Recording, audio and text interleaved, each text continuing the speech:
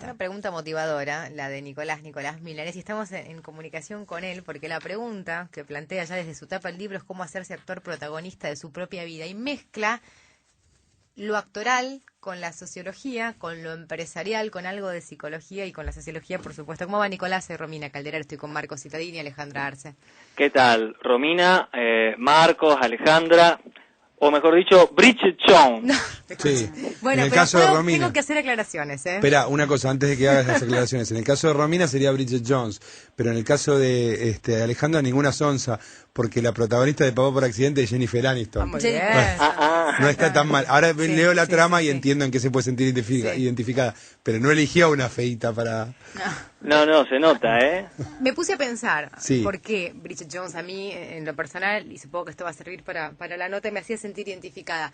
Está luchando todo el tiempo entre su ello y su super yo, tienen una batalla permanente, 5 kilos más, 5 kilos menos, dejo de fumar, no dejo de fumar, y hay una cosa muy central en la película también, que es que ella hace un cambio, que creo que hacen muchas mujeres a lo largo de su vida en un momento, la elección entre Mark Darcy, que es el bueno, que también es inteligente, pero que no la caga, básicamente hasta ahora se puede decir, y el personaje que hace este otro chico, Hugh Grant, que no me acuerdo cómo se llama, que hace un giro en su vida y deja de elegir a los tipos así, se da cuenta dónde está la posta, dónde está la verdad, ¿no? Ajá. Toda esta introducción la hago, Nicolás, porque me quedó rebotando la pregunta que está en el libro y me interesa saber por qué te interesa saber con qué personaje los actores se sienten identificados en las películas. Bien, los actores sociales estamos Los hablando, actores ¿no? sociales, todos nosotros. Vos estás hablando del juego del guión social que está en la página 22 del libro. Exacto. Y esa pregunta dispara un montón de insights, ¿no? En la persona. El tipo que vos le preguntás, si tu vida fuera una película, ¿qué personaje serías? Exacto. Puede irse para el lado que vos te fuiste y asociarlo con un personaje existente de una película, o en algún caso te dicen, a ver, bueno, el protagonista. O en otro caso quizá te digan, no sé, y hay que empezar a indagar para encuadrarlos un poco en la lógica que propone el ejercicio, ¿no? Lo que yo te preguntaría, si vos estuvieras en el dispositivo que yo manejo, ¿qué características de Bridget Jones son las que a vos te llevan a decir que te identificás con ella? Porque vos me hablabas como de un nudo narrativo en la historia. No te cuento, no te lo tengo re claro, ¿eh? Contame, a ver. Primero que tiene momentos de sincericidio, dice cosas que no hay que decir en circunstancias sociales, sí, es verdad. y ella es muy graciosa, pero no la entiende todo el mundo, por eso le dicen frecuentemente la queremos a Bridget tal y como es, ¿no? Que es una frase también que se repite mucho, pero la hace especial, la querés o la odias, pero no es una más, Bridget, en ese sentido. A mí me genera mucha ternura.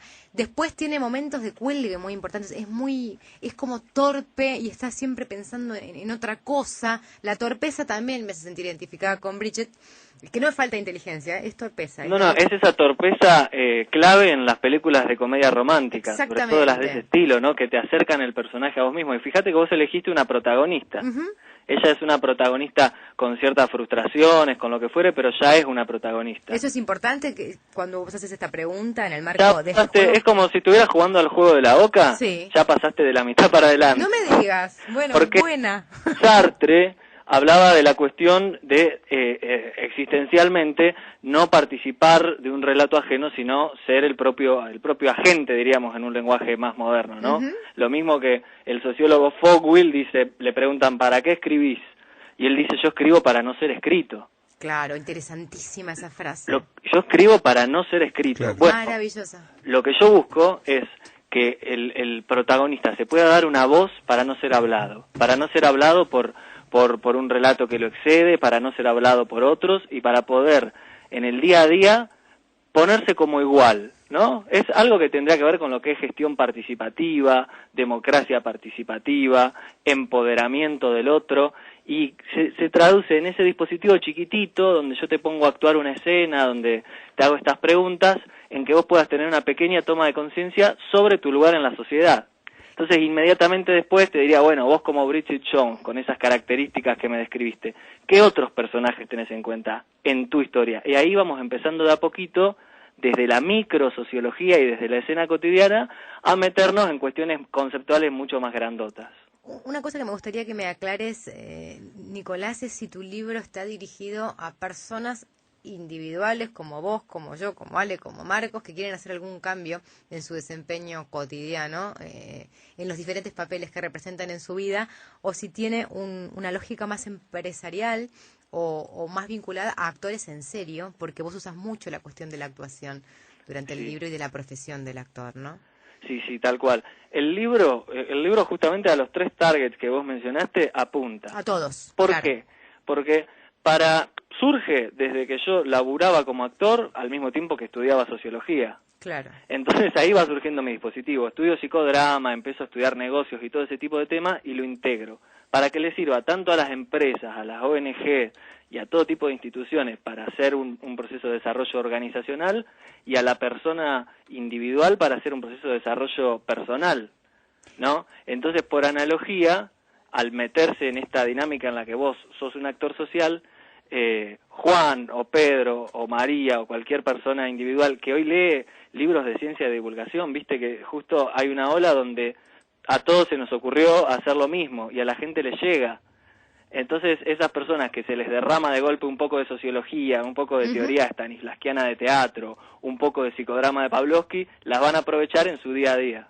Claro, esa es la idea. En la contratapa del libro dice muchas personas son extra en sus propias vidas o cumplen papeles secundarios en las vidas que otros protagonizan. Usted puede ser actor protagonista de su propia vida, hacerse cargo del éxito en sociedad. Y vos hablas de la heurística, que es la ciencia del descubrimiento, y en ese sentido sociología del actor brinda herramientas para que uno desarrolle tácticas eficaces que integren una estrategia para que se descubra a sí mismo uno como actor y protagonista de la vida, ¿no? Hay un montón de test, de guiones, de juegos, si se quiere, de teoría.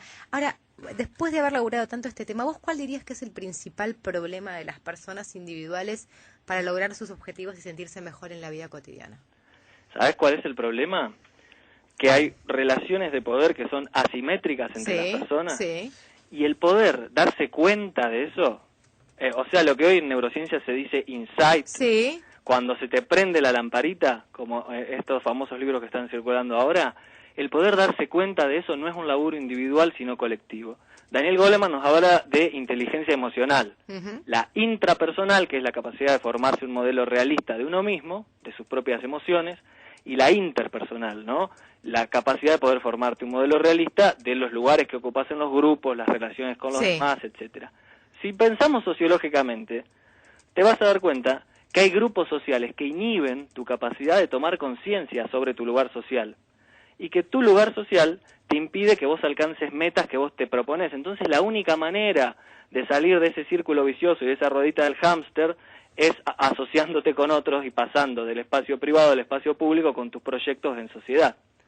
Vos viste un concepto que se usa mucho ahora que es neuroplasticidad. Sí, estoy muy familiarizada con este concepto. Es como generar un nuevo cableado en tu mente para generar nuevos hábitos, nuevas conductas, nuevos aprendizajes, etcétera. Tal cual. Y en el cerebro vos vas viendo cómo nuevas conexiones neuronales en este recableado se generan. Sí. Yo te digo, hay un actor social en Argentina que tuvo un buen uso de la neuroplasticidad.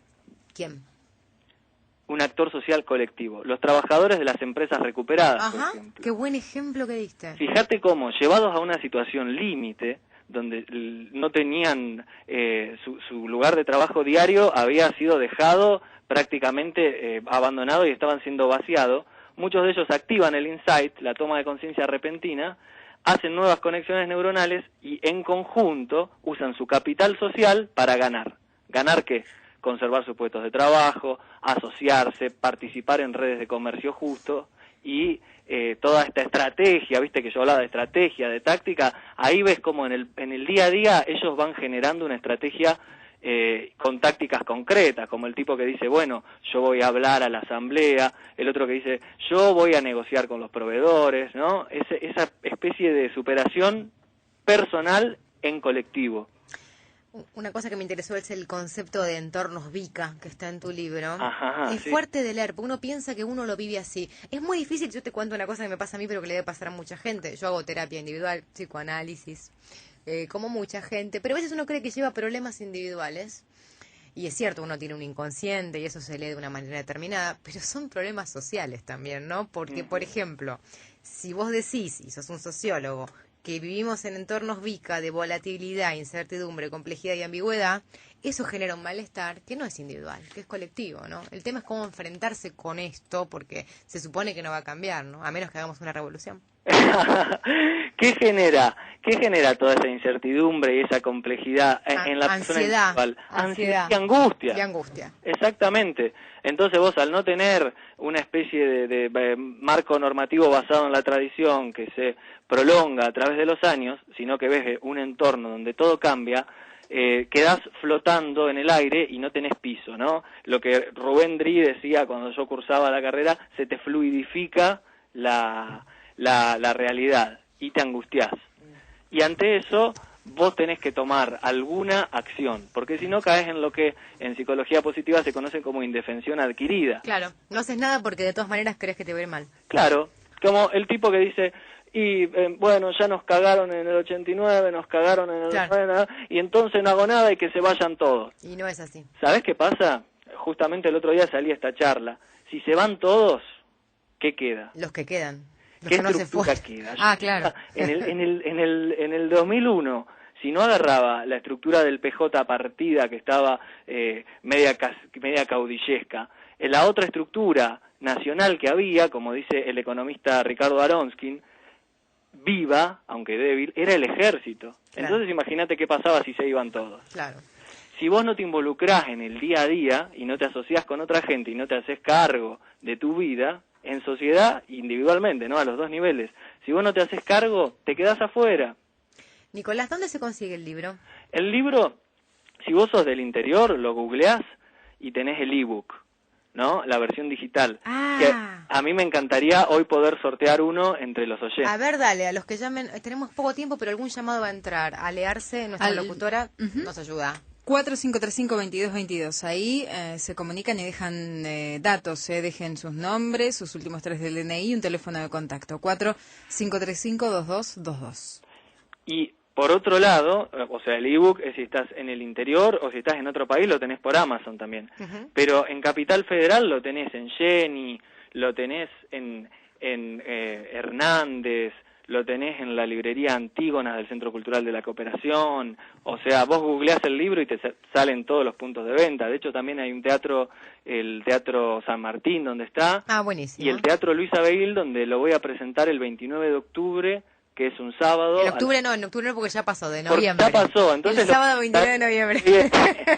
No, el 29 de noviembre, tenés razón, Buenísimo. Que es un sábado a las 3:30 de la tarde. Perfecto, Nicolás, ha sido un gusto esta charla y ojalá se venda porque la verdad es que es interesante, mezcla muchas disciplinas y genera preguntas, lo cual Bueno, es me alegro, Romina, que te haya gustado. Un abrazo.